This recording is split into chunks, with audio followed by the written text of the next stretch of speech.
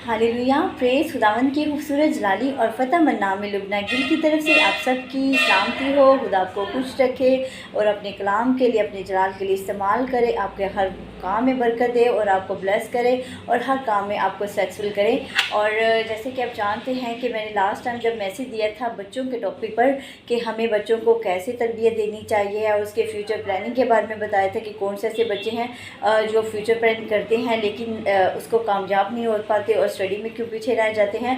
और आज भी मेरा मैसेज बच्चों के टॉपिक पर ही होगा। और दूसरा ये कि मैं ये कहूँगी कि जब एक औरत प्रेग्नेंट होती है तो 5 साल की उम्र 5 मंथ की जब होता है तो उसमें बच्चे की रूह नहीं होती। जब 6 माह उसको लगता है तब उस बच्चे में रूह मुंतकिल हो जाती है। और ये है कि उसके बाद क्या होता है कि जब छठा माह होता है तब उसमें रूह आती है। और हम देखते हैं कि जब मरियम अपनी बहन अलिशबा से मिलने गई थी तो उसने क्या कहा कि खुशी के मारे बच्चा उछल पड़ा। तब उसे क्या था, छठा माह लगा था। तो छठे माह में एक बच्चे मतलब एक माँ जो बच्चा होता है उसमें रूह आ जाती है। और दूसरा ये है कि देखिए कि मैंने ये भी कहा था कि हमारी जो रूह है बहुत ख़ास है और इसलिए हमें अपनी रूह की कदर करनी चाहिए, क्योंकि जो हमारी रूह है वो पैदाइश से लेकर अब तक ज़िंदा रहती है। और इसलिए जब हम जानते हैं कि पैदाइश से लेकर अब तक ज़िंदा रहती है और आखिर में क्या होता है, वो जन्नत में जाती है या जहन्नम में गिरती है। और इसलिए हमें अपनी रूह की कदर करनी चाहिए। जैसे कि कहा जाता है कि अगर एक बड़ा गुनाह करता है तो वो गुनाह की ज़िंदगी गुजारता है तो वो जहन्नम में गिरा जाता है। और अगर बच्चा करता है तो छोटे का भी ऐसा ही हालत है। ये नहीं कि खुदा रहम फिर नहीं करता बच्चों पर भी, अगर बच्चे भी बुरे अल्फाज इस्तेमाल करते हों। और दूसरा ये है कि हम देखते हैं कि अगर बच्चा भी मतलब इस तरह के ख़यालात रखता है तो खुदा भी माफ़ नहीं करता। और हम देखते हैं कि जब वो क्या नाम था उसकी, इसलिए मैं कहती हूँ कि बच्चों की तरबियत करना बहुत ज़रूरी है। और हम देखते हैं कि एलीशा नबी जब गली से गुज़र रहा था तो उसके पीछे बच्चे लग गए, उसको गंजा कहने लगे, उसके इसी तरह उसको बड़े बुरी तरीके से उसे बुला रहे थे। तो हम देखते हैं कि फिर उसे गली के मोड़ तक उसकी बदगोई करते रहे थे वो बच्चे। अब कितने कलाम में लिखा है, मेंशन किया कि 42 बच्चे थे। और क्या हुआ कि फिर अलीशा नबी, अब देखते हैं कि खुदा फिर उसमें काम करती थी, उसने के हाथ में एक मोजा जैसी बरकत दे रखी थी। मैंने ये पहले बताया कि जब ऐसे खादमों के बारे में बात की जाती तो फिर खुदा माफ़ नहीं करता। और यही खादम ने क्या कहा, उन बच्चों पर लानत की। अब देखिए कि जब ऐसा आदम जिसके हाथ में खुदा ने मोजे जैसी बरकत दे रखी हो और ऐसे आदम के बारे में अगर कोई भी बात करेंगे तो अगर वो किसी पर लानत भी करेगा तो खुदा उसकी सुनेगा तो उस पर लानत होगी। और दूसरा, अगर वो किसी पर बरकत की दुआ करेगा तो फिर खुदा उसकी सुनेगा तो उस पर बरकत जैसी दुआ करेगा तो उसमें बरकत आ जाएगी। ठीक है। अब देखिए कि उसने उस बच्चों पर लानत की। हालांकि अलीशा नबी एक नबी था, उसे चाहिए था माफ़ करना, लेकिन बच्चे वो इस कदर उन्होंने गलत हरकत की कि उसने उसको बार बार उसके एक लफ्ज़ कह रहे थे, उसने क्या है कि फिर उस बच्चों पर लानत की। और उसके बाद क्या हुआ कि वो कहा जाता है कि तो मादा रिछनियाँ निकल पड़ी और अलीशा नबी ने उन पर जब लानत की तो बच्चे जो 42 बच्चों को उसने फाड़ खाया।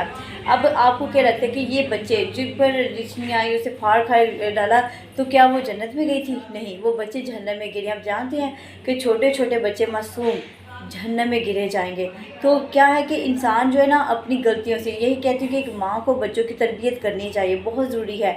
अब देखिए कि बड़े खुदा से मांगते हैं जब खुदा में औलाद दे, और जब ऐसे औलाद की कदर ना की जाए तो फिर क्या फ़ायदा हमें खुदा से। और बच्चे जो हमारा सरमाया है, हमारा असासा है, हमें खुदा ने अगर मौज़े के तौर पर किसी को औलाद जैसी बरकत दे रखी है तो फिर माँ का भी फ़र्ज़ है कि अपने बच्चे की इतनी अच्छी तरबियत करे कि वो जन्नत की राह तक पहुँच सके और उसके जहन्नम में गिराने के लिए ना छोड़ दिया करे। और मुझे बड़ा दुख होता है मैं जब देखती हूँ छोटे छोटे बच्चे जो हाथ में कटोरा पकड़े गलियों में खड़े होते हैं, मांगते हैं या कभी भीख मांगते हैं, होता है ना ऐसा।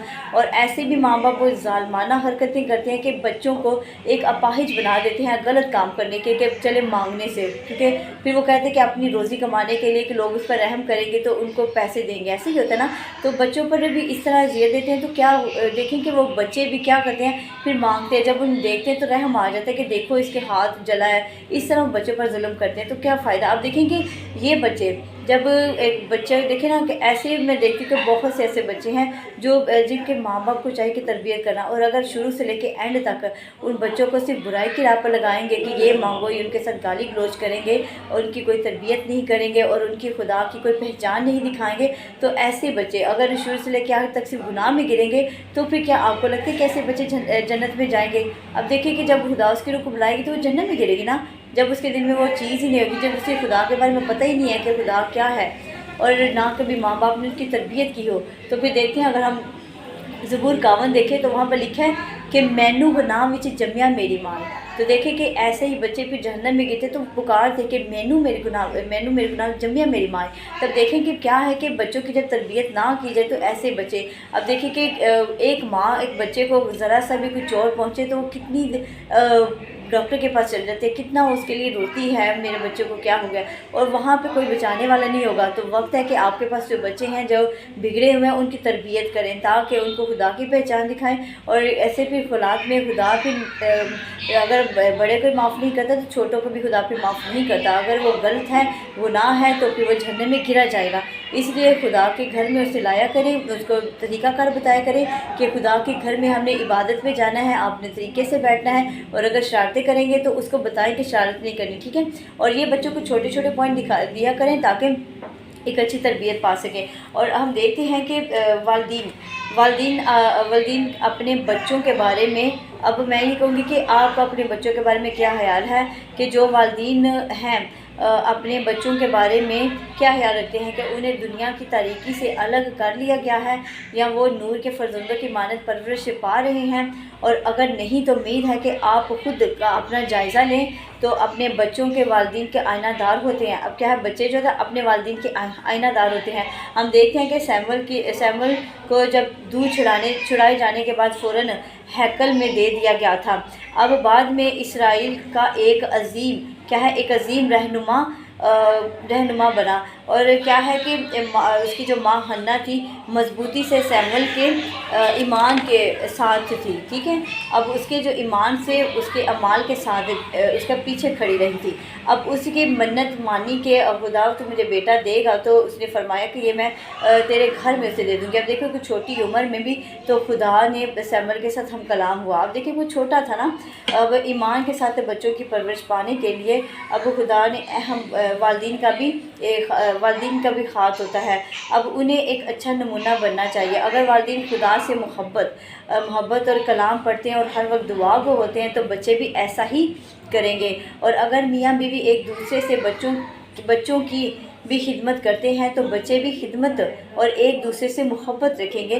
یقیناً بچوں پر اثر انداز ہونے کے لیے والدین کو یہ سب سچے دل سے کرنا چاہیے، اور جب وہ اپنے والدین کی سچائیوں سے خدا کے ہاتھوں میں سونپ دیتے ہیں تو یاد رکھیں کہ پھر خدا بھی پھر اس کے بچوں کا خیال رکھتا ہے اور انہیں کہیں کسی جگہ پر بھٹکنے نہیں دیتا۔